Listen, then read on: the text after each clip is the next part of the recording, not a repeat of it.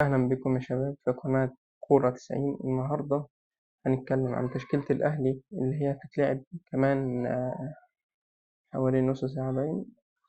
يعتبر نص ساعة. تمام.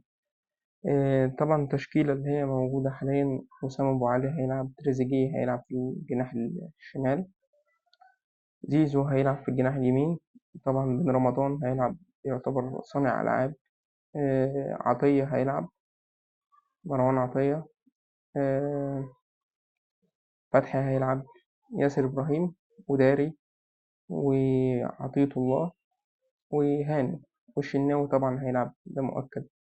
بس النهاردة احنا مش جايين هنتكلم يعني عن التشكيلة أو تشكيلة اللعب أو الكلام ده. النهاردة احنا جايين بنتكلم عن إن أنت ما تفتحش الملعب قصاد الفرقة بتاعت بالميراس، لأن بالميراس بتلعب كلعب اللي هو أنا هلعب تيكي تاكا، هوصل عندك في الجون وهفاجئك إن هو بيلعب تيكي تاكا وبعد كده بيوصل عندك في الجون يحط الجون ويجي، وبيفاجئ إن هو مشكلته إن بيفاجئ بالهجمة. تمام. طبعا زي ما المفروض أكيد أنت شفت الماتش بتاع بورتو وبالميراس ده، أكيد يعني ده مؤكد.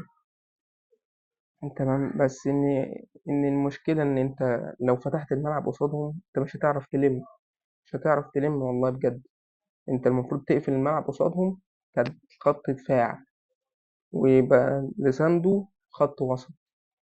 صانع الألعاب ده طبعا هيصنع اللعبة لتريزيجيه ووسام أبو علي وزيزو، دي حكاية تانية. احنا بنتكلم عن حكاية تانية دي. ده احنا ملناش دعوة بصانع الألعاب واللي هو خط الهجوم، احنا بنتكلم عن خط الوسط اللي هو فتحي و ثانية واحدة، اللي هو فتحي وعطية طبعا. احنا بنتكلم عن أكتر ناس هي المفروض تلم الدفاع ورا مع الدفاع. طبعا نادي الأهلي مش سهل برضه، بس نادي بالميراس صعب. يعني ما تتكبرش على نادي بالميراس. نادي بالميراس نادي أكيد مكسيكي باين، حاجة زي كده، أنا مش فاكر أصلا جنسيته إيه. بس أنا بتكلم، هو نادي هو مؤكد يعني مكسيكي، بس النادي ده كلعيبة هما لعيبة، وبالذات العرضيات اللي هما بيعملوها كل شوية، إن أنت يعني تبقى واقف في الدفاع فجأة تلاقي واحد وراك أصلا دخل يجيب جول. أنت مش هتعرف تلم لو فتحت الملعب قصادهم، مش هتعرف تلم. أنت المفروض تقفل الملعب قفلة شديدة، ما تهزرش فيها. انت ما تهزرش فيها، انت ما تجيش كأنك بتلعب انتر ميامي. انتر ميامي ده كان فريق كبير، وغير كده انت متعادل في كله. يعني النقط كلها في المجموعة بتاعتك كلها وحايد.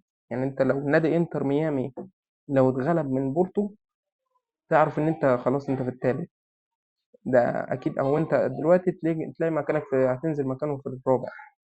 فانت عشان تطلع للتاني انت محتاج تكسب نادي بالميراس او تتعادل معاه، ولو انت تعادلت معاه تدعي ربنا ان انت النادي انتر ميامي يكسب بورتو. ده المفروض يبقى العكس. تمام.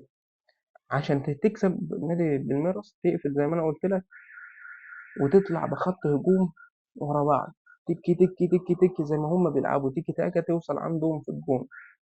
وتريزيجيه يعني المفروض تريزيجيه يفوق في الماتش ده بالذات. الماتش ده بالذات المفروض تريزيجيه يفوق فيه، ما فيهوش هزار. زيزو بيلعب كويس، حسام ابو علي بيلعب كويس، كل الفرق بتلعب كويس. انت يا تريزيجيه بتحب ان انت الصراحه بتحب تتفشخر زي ما بيقولوا. انت كنت بتلعب في اوروبا واحنا عارفين ده، وانت كويس. احنا مش بنتكلم ان انت وحش او انت ما بتعرفش تلعب، لا انت بتعرف تلعب وحريف. بس انت في الوقت ده انت محتاج تكسب. جات لك مثلا ضربة جزاء وفرصة ما تتعوضش، سيبها للي هو بيعرف يشوط. سيبها مثلا لزيزو. زيزو احنا جايبينه، زيزو لما نادي الاهلي جابه عشان بيعرف يشوط ضربات الجزاء كويس، والصراحه زيزو حريف. الصراحه عشان ما اكدبش عليك، زيزو بيعرف يلعب ويعدي ويشوط ويعمل، زيزو بيعرف يعمل ده كله. بس انت ما اديتوش فرصه في ضربه الجزاء بتاعت انتر ميامي. انت لو كنت كسبت انتر ميامي 1-0 انت كنت قاعد باشا. انت كنت مش محتاج اصلا. انت لو تعادلت مع بالميراس مثلا لو انت كسبان كنت انت برضه قاعد مرتاح، فمش هتتعب.